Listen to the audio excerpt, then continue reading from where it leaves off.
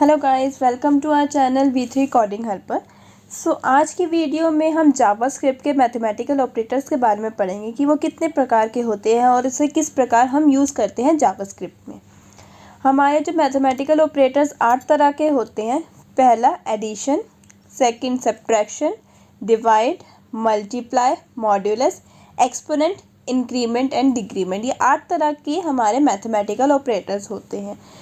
तो मैं आपको बताना चाहूँगी इनके लिए सिंबल्स क्या यूज़ किए जाते हैं जावास्क्रिप्ट में। एडिशन के लिए ये सिंबल यूज़ किया जाता है, सब्ट्रैक्शन के लिए हम ये सिंबल यूज़ करते हैं, एंड डिवीज़न के लिए हम डिवाइड करने के लिए हम ये सिंबल का यूज़ करते हैं, मल्टीप्लाई करने के लिए ये सिंबल यूज़ किया जाता है, मॉड्यूलस के लिए हम परसेंटेज का सिंबल यूज़ करते हैं, एक्सपोनेंट के लिए हम मल्टीप्लाई के सिंबल्स को 2 बार लिखते हैं, इंक्रीमेंट के लिए सेम हम एडिशन के सिंबल को 2 बार लिखते हैं, एंड डिक्रीमेंट में हम सब्ट्रैक्शन के सिंबल को 2 बार लिखते हैं।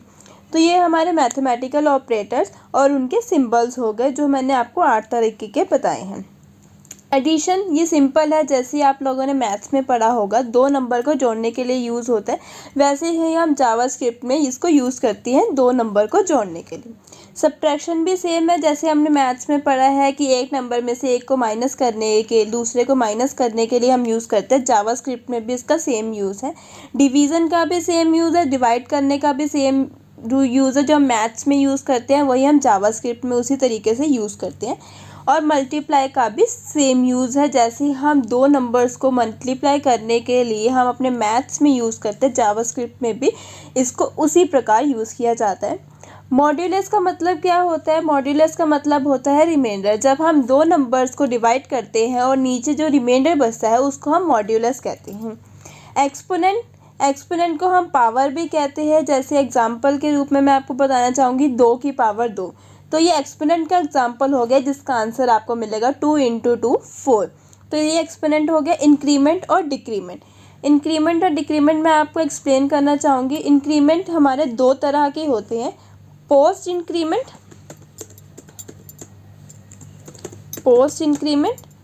एंड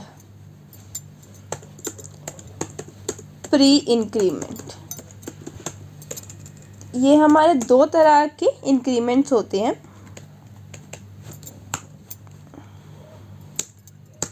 पोस्ट इंक्रीमेंट और प्री इंक्रीमेंट में फ़र्क क्या होता है? पोस्ट इंक्रीमेंट जब हम लगाते हैं तो उसका हम यूज़ इस प्रकार कर सकते हैं, उसको हम लिखते कैसे हैं ये मैं बताना चाहूँगी। पोस्ट इंक्रीमेंट अगर हम करते हैं तो हम अपने नंबर के बाद साइन लगाते हैं। पोस्ट इंक्रीमेंट को ऐसे यूज़ किया जाता है, जैसे मैं आपको एक प्रोग्राम बना के दिखाती हूँ पोस्ट इंक्रीमेंट का। जैसे हमने मान लीजिए एक नंबर लिया, एक वेरिएबल लिया हमने 1 10 और बी में हमने किया a++। ये हमारा पोस्ट इंक्रीमेंट का सिंबल हो गया, पोस्ट इंक्रीमेंट की कोडिंग हो गई। इसका मतलब क्या होता है? पोस्ट इंक्रीमेंट का मतलब होता है कि जो हमारी वैल्यू है, जैसे a की वैल्यू है 10, ये वैल्यू हमारी पहले कॉपी होगी, उसके बाद इसका इंक्रीमेंट होगा। इसका मतलब ये रहता है कि जो इसका हमें आउटपुट मिलेगा वो आउटपुट रहेगा b की वैल्यू आ जाएगी 10 और a की वैल्यू हमें मिलेगी इसमें 11। पहले आप जो हमारे प्रोग्राम ने पहले उसको कॉपी किया, उसके बाद एक इंक्रीमेंट हुआ। इंक्रीमेंट का मतलब पोस्ट इंक्रीमेंट इसे कहते हैं। प्री इंक्रीमेंट में क्या होता है? सेम हम एग्जांपल लेते हैं, a की वैल्यू हमने ली 10 और b की वैल्यू हम ले लेते हैं, सेम हम करते हैं, बस इसमें साइन अलग हो जाएगा हमारा। b में हम पहले हम सिंबल लगाएंगे, उसके बाद हम वैल्यू लिखते हैं। तो इसका जो हमें आउटपुट मिलता है, आउटपुट हमें इसे मिलेगा, पहले इसमें अब क्या होगा, पहले इसमें इंक्रीमेंट होगा, उसके बाद इसमें हमारी कॉपी होगी। तो इसमें हमें a का आउटपुट मिल जाएगा 11, a में 11 आ गया और b में भी हमारे 11 आ जाएंगे। b की वैल्यू आ गई 11। पोस्ट डिक्रीमेंट और प्री डिक्रीमेंट में भी यही होगा। पहले पोस्ट डिक्रीमेंट में क्या होगा, हमारे पहले वैल्यू कॉपी होगी, उसके बाद हमारा डिक्रीमेंट प्लेस होगा। इंक्रीमेंट और डिक्रीमेंट में क्या है, इंक्रीमेंट में हमारी वैल्यू एक प्लस हो जाती है और डिक्रीमेंट में हमारी वैल्यू एक माइनस हो जाती है। जैसे हम सेम एग्जांपल लेके चलते हैं, ए की वैल्यू हमने 10 ली, बी में हमने लिखा ए और हमने डिक्रीमेंट के सिंबल्स लगा दी, तो इसका हमें आउटपुट मिलेगा। पहले हमारी जो वैल्यू है, पहले हमारी वैल्यू कॉपी होगी, बी की वैल्यू 10, उसके बाद हमारा डिक्रीमेंट टेक प्लेस लेगा, तो बी ए की वैल्यू हो जाएगी हमारी 9।